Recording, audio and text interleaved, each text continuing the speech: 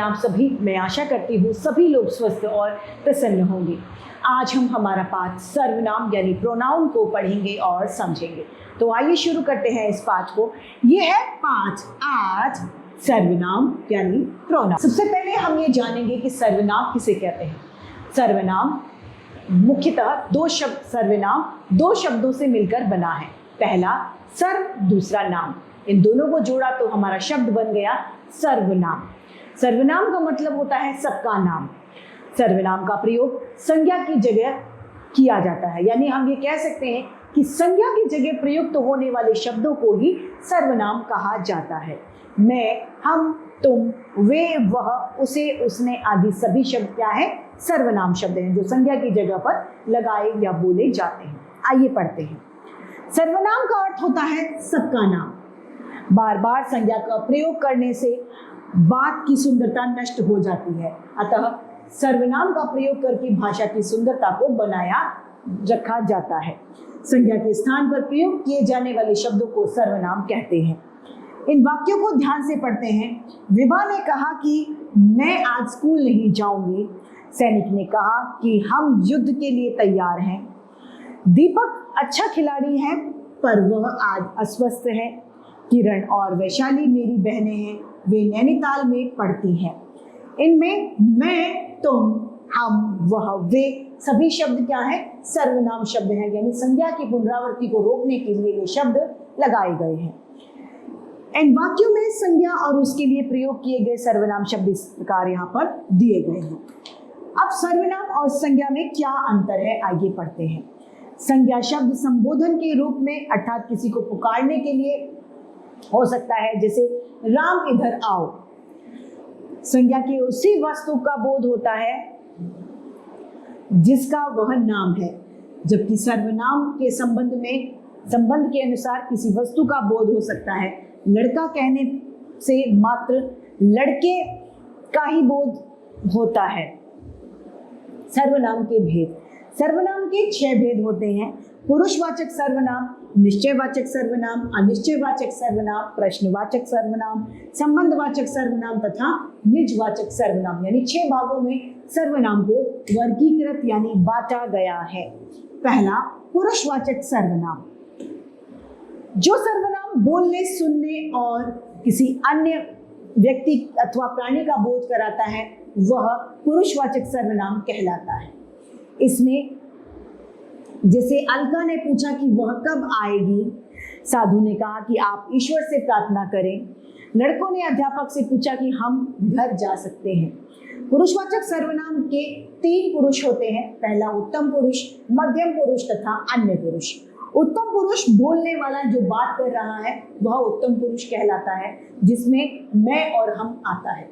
मध्यम पुरुष सुनने वाला यानी श्रोता होता है, जो मध्यम पुरुष कहलाता है, जो कि तू, तुम, आप होते हैं। अन्य पुरुष जिस व्यक्ति, प्राणी अथवा वस्तु के विषय में बात चल रही हो उसके लिए प्रयुक्त होने वाला अन्य पुरुष होता है, जिसका वह, वे उदाहरण होता है। निश्चयवाचक सर्वनाम। निश्चयवाचक सर्वनाम में किसी निश्चितता का बोध होता है, यानी यह पेन है, यानी ये निश्चित है कि यह पेन ही है, अतः ये निश्चयवाचक सर्वनाम के उदाहरण है। यह मोर है, वह भिखारी है आदि इसके उदाहरण है। अनिश्चयवाचक सर्वनाम। जिन सर्वनाम शब्दों से किसी की अनिश्चितता झलकती है, यानी निश्चितता का अभाव होता है, वे अनिश्चयवाचक सर्वनाम कहलाते हैं। जैसे कोई आया होगा, कोई में कोई भी आ सकता है, जानवर भी, इंसान भी, मनुष्य भी, कोई भी। कुछ दे दो, कुछ में क्या दे दो? कुछ में पानी दे दो, रोटी दे दो, सब्जी दे दो, क्या दे दो? तो ये अनिश्चयवाचक सर्वनाम के उदाहरण हैं। चौथा है संबंधवाचक सर्वनाम।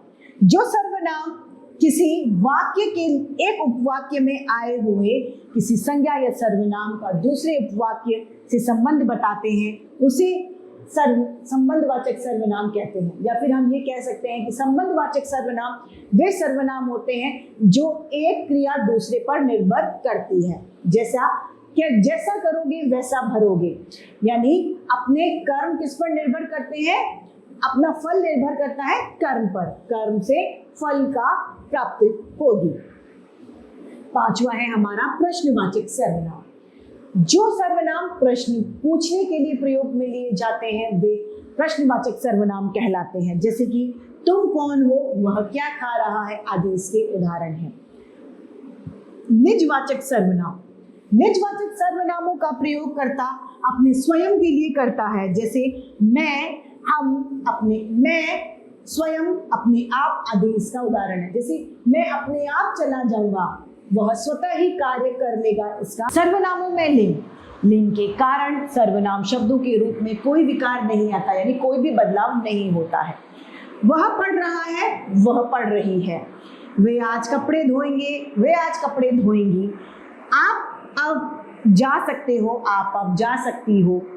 हम अब 5 याद करेंगे, हम अब 5 याद करेंगी। तो हमने क्या देखा कि सर्वनामों में लिंग में किसी भी तरीके का कोई भी बदलाव नहीं आता है।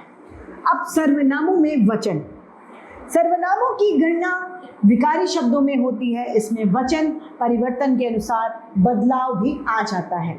जैसे एक वचन और बहुवचन। उत्तम पुरुष में एक वचन होगा मैं और बहुवचन हो जाएगा हम। मध्यम पुरुष में एक वचन तुम, तू और बहुवचन तुम। अन्य पुरुष में एक वचन वह और अन्य पुरुष और बहुवचन में वे और आप।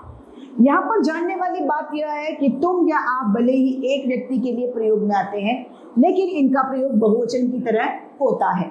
जैसे कि तुम कल कहाँ जाओगी आदि। तो सर्वनाम का प्रयोग या तो बेहद निकटता प्रकट करने यानी अपने पास के लिए प्रकट होता है, या फिर अपमान करने के लिए किया जाता है। तू यहाँ से चला जा, ये अपमान है। यार तू कब आ रहा है, ये निकटता और आपसी प्रेम को झलका रहा है। तो इसी के साथ हमारा ये पाठ सर्वनाम यानी प्रोनाउन समाप्त होता है। मैं उम्मीद करती हूँ सभी को ये समझ में आया होगा। आज के लिए इतना ही, फिर मिलते हैं। धन्यवाद।